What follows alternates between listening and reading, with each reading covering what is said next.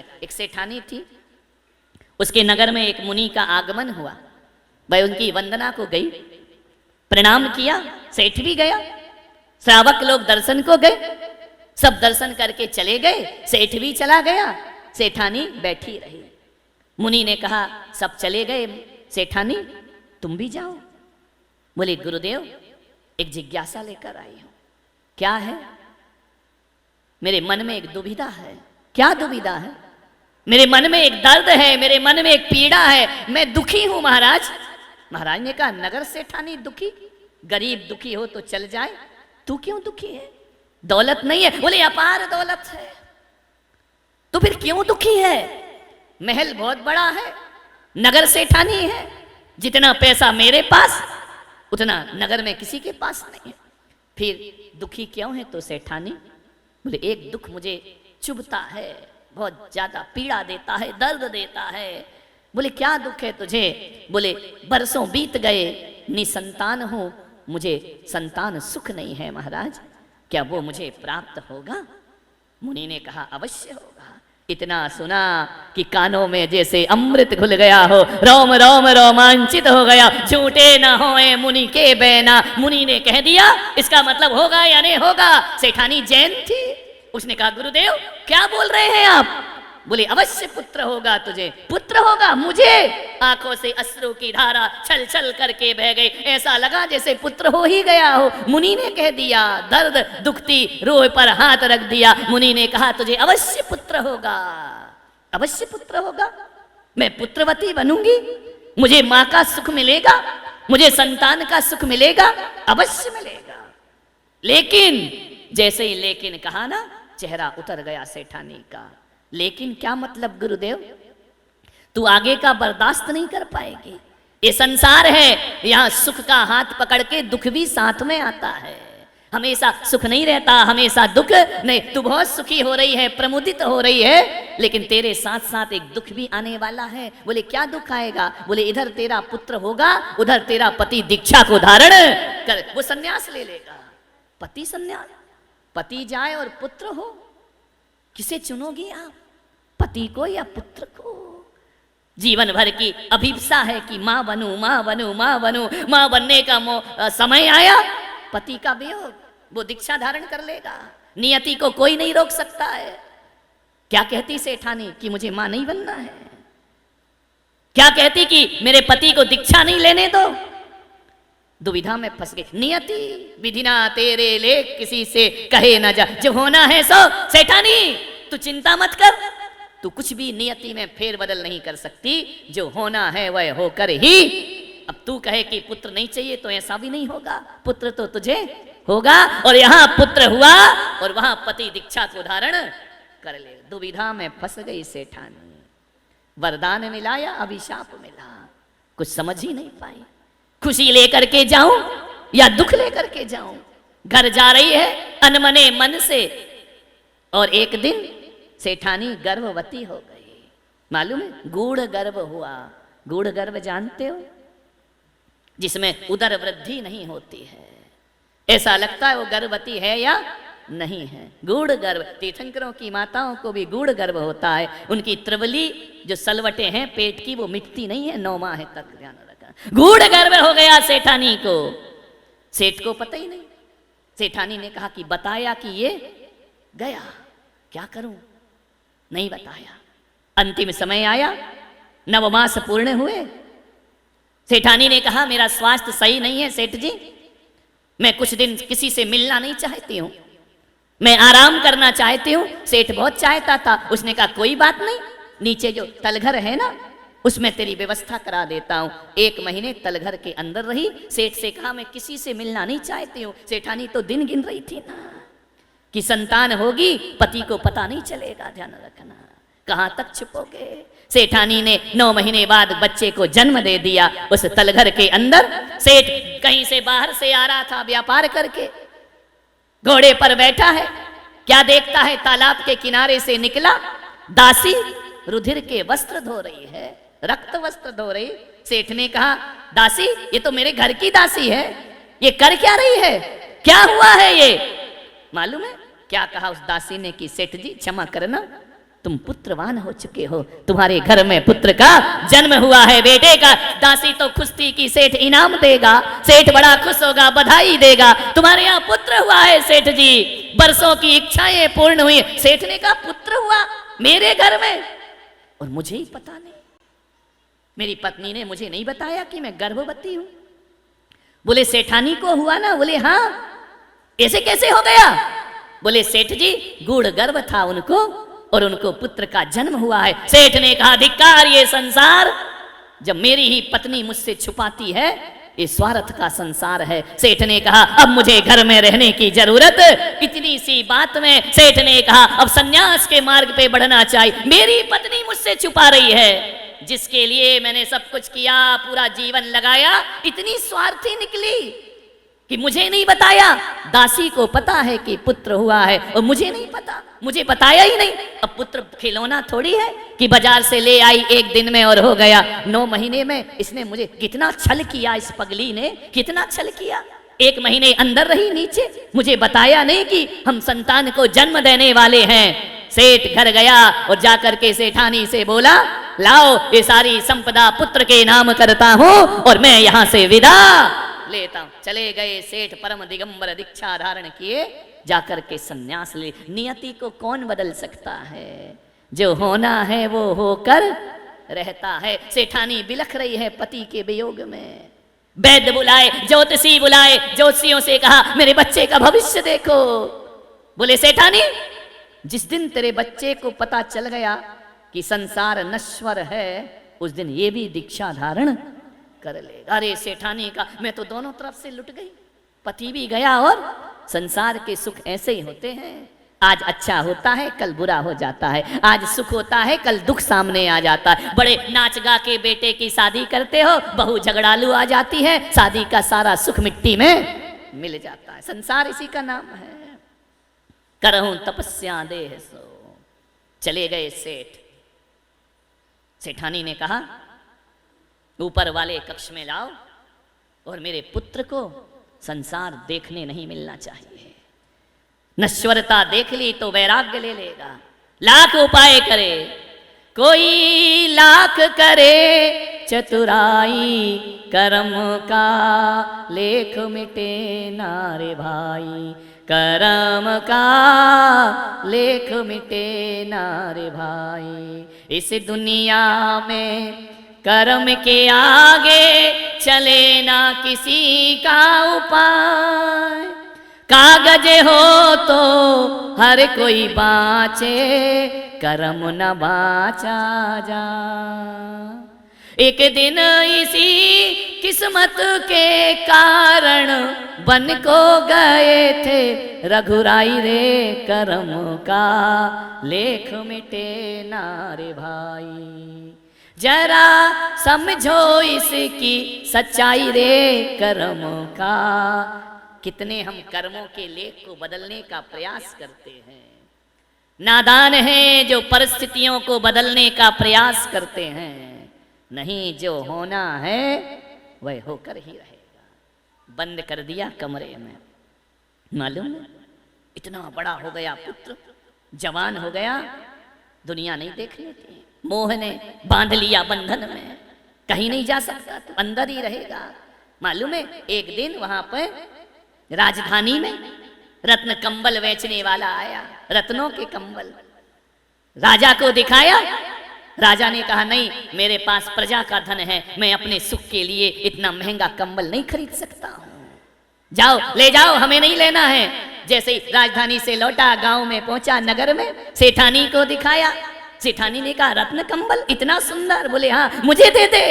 खरीद लिया सेठानी ने। मालूम है किस्मत कहां कहां ले जाती है। राजा ने ठुकराया, सेठ ने खरीद लिया, सेठानी ने खरीद लिया।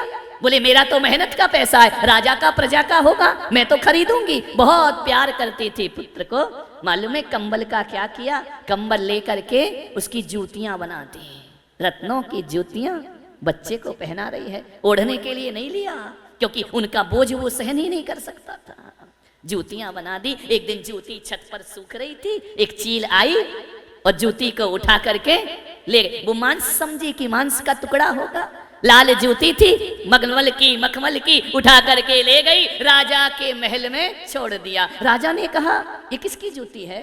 इतनी महंगी रत्न कंबल की जूतियां, अरे ये तो वही कंबल है जिसे मैं नहीं खरीद पाया। राजा ने कहा कौन है मेरे नगर में इतना धनपति, एक तो कंबल खरीदे और उसके बाद उसकी जूतियां बना दे, इतना धनाढ्य कौन है? राजा ने कहा पता करो मेरे नगर में कौन ऐसा धनपति है। पता चला एक सेठ की सेठानी है। राजा ने कहा हम मिलेंगे उससे। गए मिलने के लिए, मालूम क्या हुआ? जाकर के मिले, सेठानी ने बड़ा स्वागत किया। सम्राट मेरे घर आए, राजा मेरे घर आए, आरती उतारी, अंदर ले गई। राजा ने कहा ये जूतियां तुमने बनाई हैं? हाँ महाराज मैंने बनाई। किसके लिए? अरे अब कैसे बोले? बोली कि राजा कहेगा मिलूंगा, और मिला कि बेटा गया। किस्मत कैसे होती है, मैंने तो किसी से मिलने ही नहीं दिया। राजा ने कहा कि सेठानी बोलो किसके लिए बनाई है? झूठ बोले तो राजा फांसी पे चढ़ा देगा, नहीं बोले तो राजा कहेगा बोल तकदीर कहां ले जाती है। डरी डरी दबी आवाज में बोली महाराज मेरा एक पुत्र है। पुत्र है? रत्नों के जूते पहनता है, इतने महंगे, मुझे उस पुत्र से मिलवाओ। सेठानी ने कहा महाराज मैं सब कर सकती हूं, ये नहीं कर सकती हूं। ऐसा कैसा पुत्र है? जितना सेठानी मना करे राजा की जिज्ञासा उतनी बढ़ती जाए कि नहीं मैं तो देख, वो नहीं मिलेगा महाराज आपसे। क्यों नहीं मिलेगा? चोर है? अरे महाराज ऐसी बातें मत बोलो। तो क्यों नहीं मिलेगा? सेठानी ये मेरा आदेश है, हुक्म है, कहां है तुम्हारा पुत्र, हमें उससे मिलना है। सेठानी क्या करती लाचार, ले गई ऊपर कक्ष में, आरती उतारी राज की, दरवाजा खोला, जगमगा रहा है कक्ष, झिलमिला रहा है। राजा ने कहा सेठानी बहुत पैसा है तुम्हारे पास, मालूम है? आरती उतारी राजा की, क्या देखती है? उसकी आंख में बच्चे की आंसुओं की धार बह गई। सेठानी ने कहा महाराज बैठो। सरसों छिड़की, वह सरसों उचट करके उसके आसन पे चली गई बच्चे के। रानी सेठानी ने कहा महाराज भोजन करो।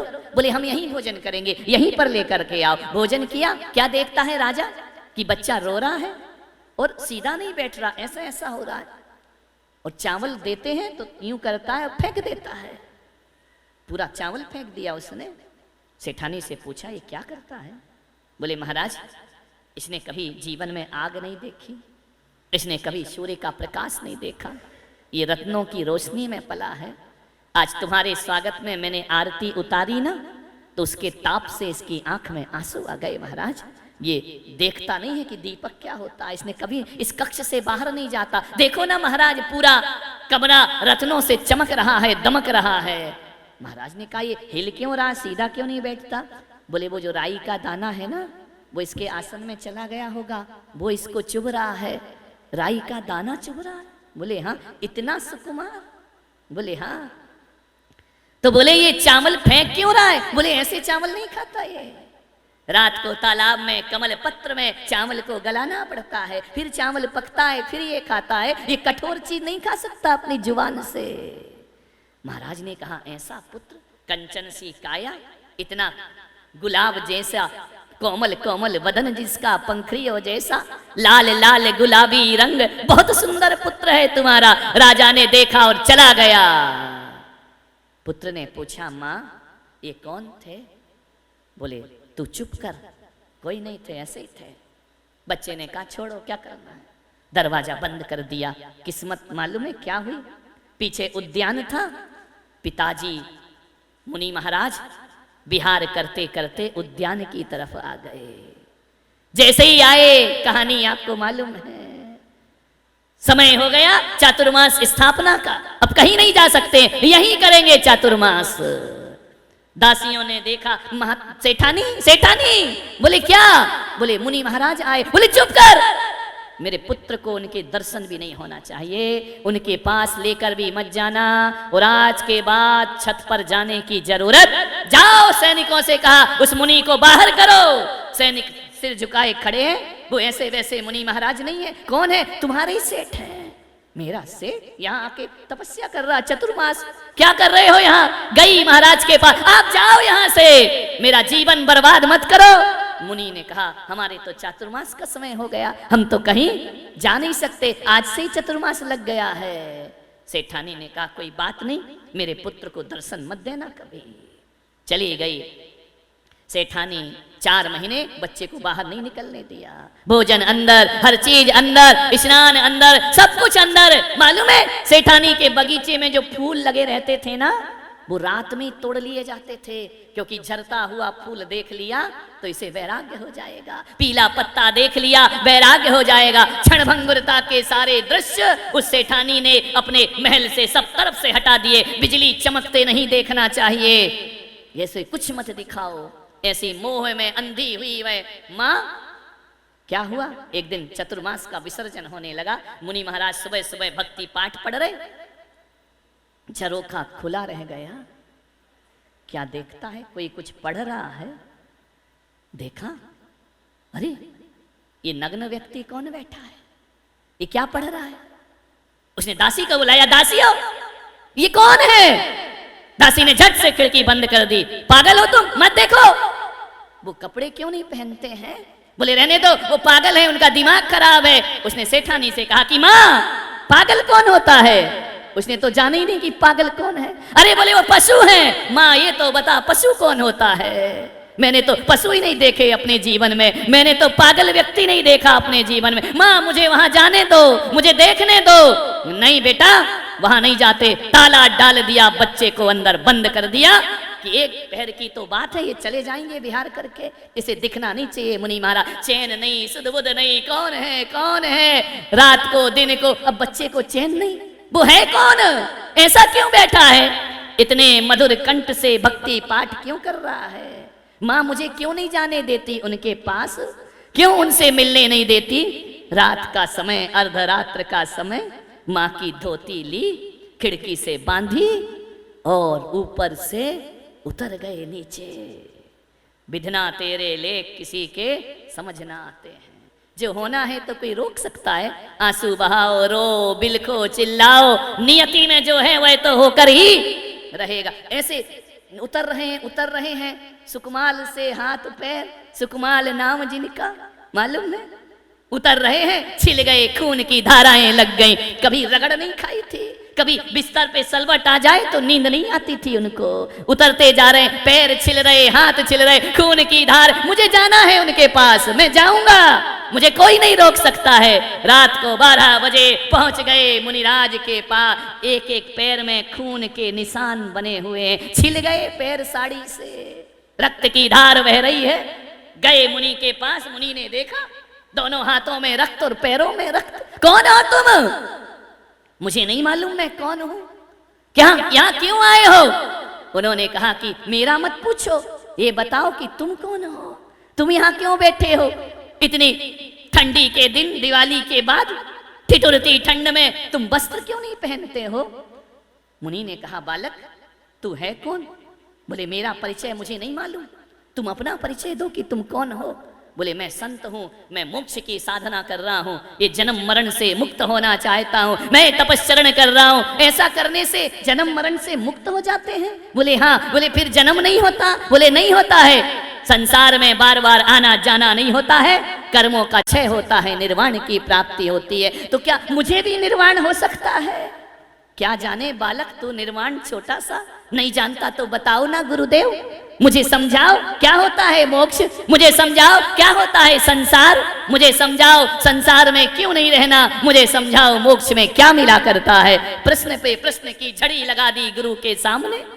देखा चर्चा होते होते प्रातः काल होने लगा, ब्रह्म मुहूर्त। पूरे तत्व की बातें सीखकर उन्होंने कहा महाराज अब मैं वापिस नहीं जाऊंगा, अब मैं तुम्हारे साथ ही चलूंगा। बोले मेरे साथ। बोले हाँ। बोले मुझे भी मोक्ष जाना है, मुझे भी कल्याण करना है, मालूम है। और वह सुकमाल जिसे राई का दाना चुभता है, कठोर दिगंबर मुद्रा धारण करके खड़ा हो जाता है तपस्या में। धन्य हो गया मेरा जीवन। माँ बिलख रही है। माँ ने कहा तुम इसे भी ले गए।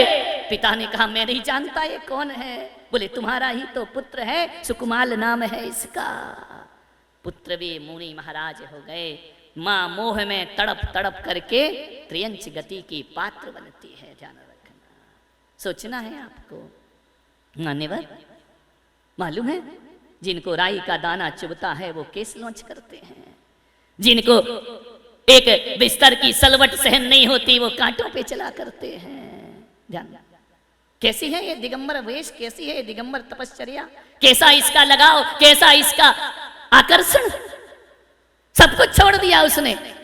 सूर्य की तरफ देखे तो आंसू की धार बह जाती थी। इतना सुकुमार तुम्हारा शरीर है, अभी तो छोटा है, अभी बड़ा होने दो, बाद में देखेंगे, दीक्षा ले लो, शरीर साथ नहीं देता। धत, इतना सुकुमार है तुम्हारा शरीर, विचार करिए। उससे तो मजबूत हो ना तुम, सुकुमार मुनि से नहीं हो। राई का दाना चुभता है, अरे रामलाल चटाई पे खर्राटे मार के सोता है, तुझे क्या राई का दाना चुभेगा? विचार करिए, सोचना है आपको, विचार करना है। उठाए नहीं उठता है सवेरे, कहता मुझ में ताकत नहीं है। सुकुमार मुनि महाराज, विचार करिए, ककड़ी पर पैर रख दें तो जुकाम हो जाता था उनको। यहाँ एक एक पाव खा रहा है और कुछ नहीं हो रहा है, और कह रहा है दीक्षा की ताकत नहीं है मुझ में। विचार करिए, स्वप्न दशा से जागो चेतन, कहाँ पड़े सोते। ध्यान रखिए, सुकुमार मुनि दिगंबर वेश को धारण कर लिया करते हैं। एक बात याद रखना, किसकी ममता, किसका मोह, किसकी आज्ञा, किसकी बातें, कुछ नहीं। माँ तड़पती रही, निजलोक हमारा वासा हो, शोकांत बने फिर हमको क्या। हम तो अपने लोक में चले, हम तो अपने निर्वाण धाम को चले। माँ बिलख रही, बिलखने तो क्या होता है। कितनी माताओं को रुलाया है, याद है? अतीत में देखो, 5 टेंस में कितने माँ बाप मिले होंगे अपने को, कितनों को रुलाया होगा। विचार करो, सेठानी झरझर आंसू बहारी, पुत्र तू मुझे धोखा देकर जा रहा है, तू मुझे छोड़ कर जा रहा है, मैं तेरे लिए जी हूं। पिता पुत्र दोनों ने धोखा दे दिया। मालूम है क्या बोले सुकुमार मुनि? माँ तेरे जैसी कितनी माताएं रुलाई हैं मेरे। अब मैं वचन देता हूं, अब किसी और माँ को नहीं रुलाऊंगा, अब किसी माँ की कोख में नहीं जाऊंगा। मुझे निर्वाण को प्राप्त करना है, मुझे मोक्ष में जाना है। कितनी पत्नियों को रुलाया, कितने बच्चों को रुलाया। ये पहला परिवार है क्या? अंतर में दृष्टि डालो, कितने परिवार बिछड़े होंगे। अनादि काल से इस जीव ने कितनों से नेह किया होगा, कितनों से मोह किया होगा, कितनों से लगाव किया होगा। कहाँ है वो पिछले माँ बाप हैं? पता ठिकाना है उनका? कुछ नहीं है ना। तुम्हारे पुरखे चले गए, तुम्हारे बाप दादे गोदी में लेकर घूमते थे ना, मेरा पोता मेरा ब्याज। कोई एड्रेस दे गए तुमको कि बेटा मैं तुझे बहुत प्यार करता हूं, मर जाऊं तो इस पे मिस कॉल कर देना? दे करके गए हैं क्या? कोई पता ठिकाना है क्या? ढूंढो जाओ, कहाँ हैं पुरखे जो तुमको प्राण से प्यारे थे, जिनके बिना वो नहीं रहते थे, जिनके बिना तुम नहीं रहते थे। अब रह रहे हो ना, वो भी गए और हम भी आराम से। क्या व्यर्थ की बातें करना, पुरुषार्थहीनता की। बच्चों का क्या होगा, पत्नी का क्या होगा, इसका क्या होगा? पागल हो क्या? एक काल का गाल पर पड़ेगा ताल, सब रह जाएगा। ध्यान रखना, आंख मूंदते ही सब रिश्ते टूट जाते हैं, माँ बहन बच्चे बीबी छूट जाते हैं। ध्यान रखना। सुकुमार मुनि ने कहा कि नहीं, व्यर्थ है संसार, मुझे इसमें नहीं फंसना है। चले गए मुनि महाराज। जहां जहां चलते वहां वहां खून की धार बहती। ध्यान रखना, रक्त बह जाता, रक्त रंजित हो जाती वो भूमि। बोलिए, जिसको राई का दाना चुभ रहा है, 3 दिन तक स्यारनी पैर खाती है। सुकुमार खड़े रहते हैं आत्मा के ध्यान में। वही शक्ति कहां से आ गई? कहां से आ गया ये सामर्थ्य? कहां से आ गई ये ताकत कि स्यालनी खा रही है, वो ध्यान में बैठे हैं। ध्यान रखना, सोचो क्या ताकत नहीं है तुम में? सुकुमार से तो ज्यादा होगी ना। बोलिए, है या नहीं? तो फिर आओ। प्रवचन तो बहुत अच्छा लगा महाराज, वो लास्ट वाली लाइन गड़बड़ थी कि आओ, ये मजा नहीं आया हमको। ध्यान रखना, विचार करिए, सोचना। हमसे चाय नहीं छूटती, धत्य की मौत शरीर छीन लेगी तो उससे चाय नहीं छूटती। विचार, हमसे ये नहीं छूटता, हमसे वो नहीं छूटता है। विचार करिए, सोचना है आपको जिंदगी में। पैरों में लहुआ बने छन छन के, चले हैं सुकुमार देखो मुनि बन के। ध्यान रखना, कहाँ की कठोर तपश्चर्या, तप इसको कहते हैं। लगन है, देखा सीखी धर लिया जोग, छीणी काया बढ़ गया रोग। देखा सीखी थोड़ी होता है, प्रेम होना चाहिए ईश्वर से। आज उत्तम तप का दिन है।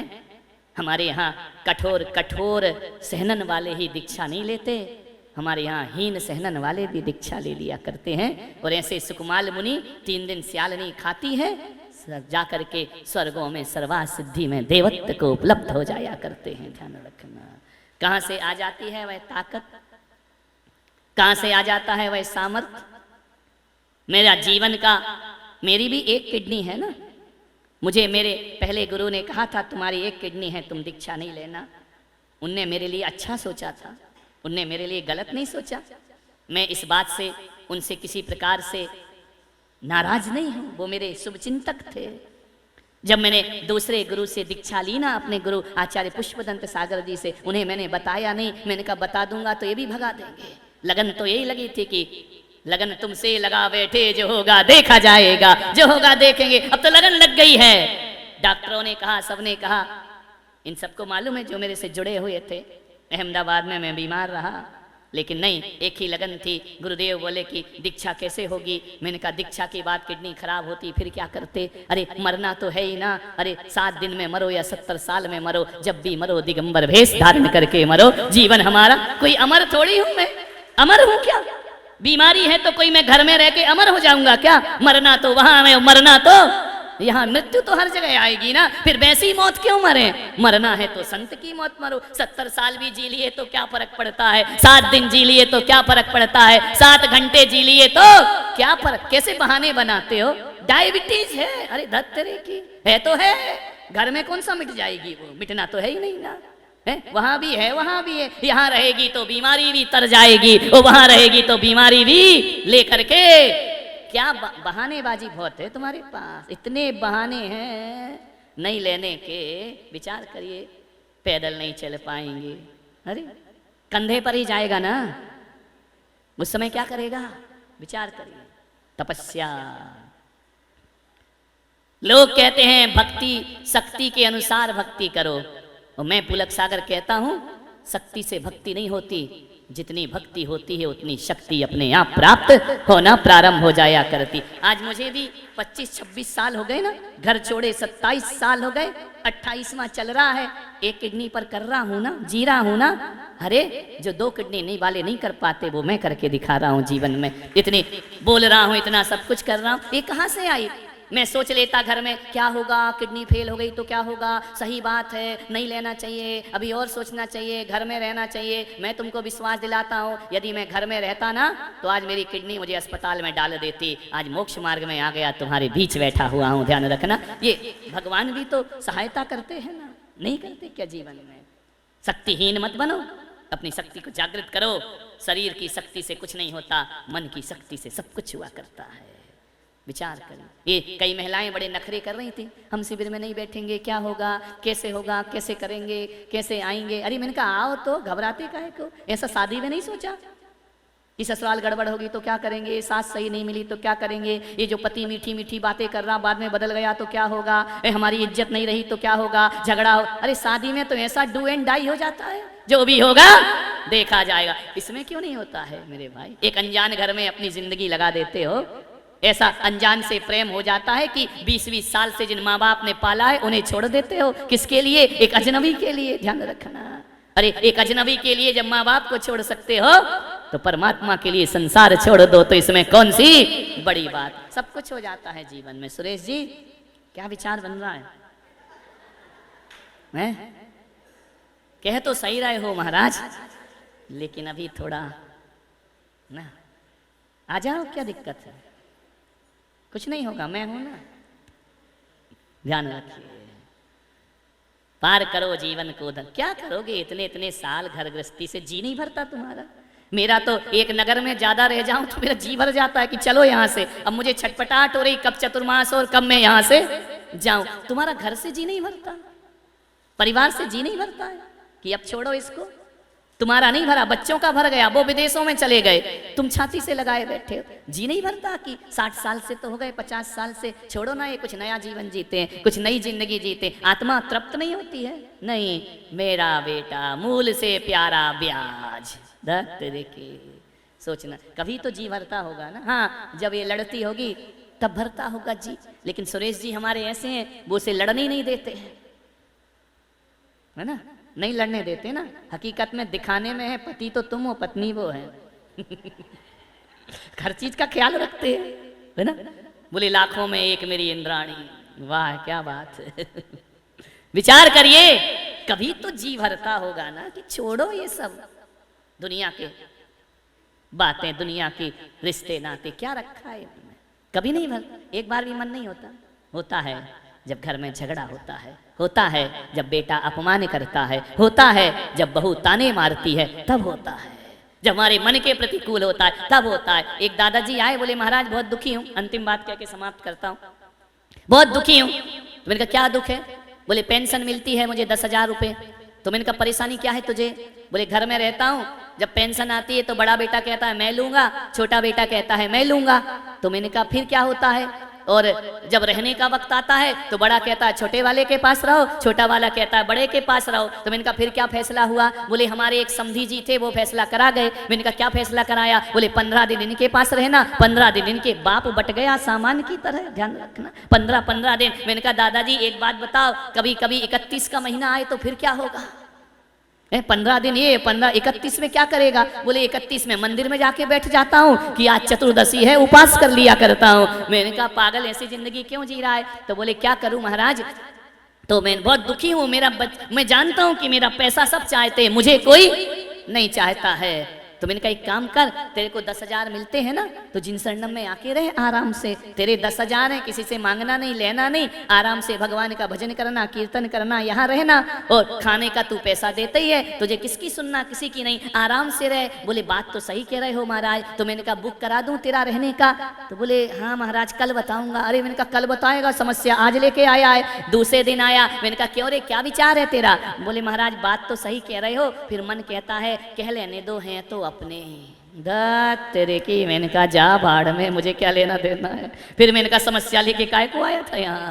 विचार पड़ा पड़ा मर रहा और हाय हाय कर, ये जिंदगी बना ली है, ये जिंदगी का नक्शा है, छूटता नहीं।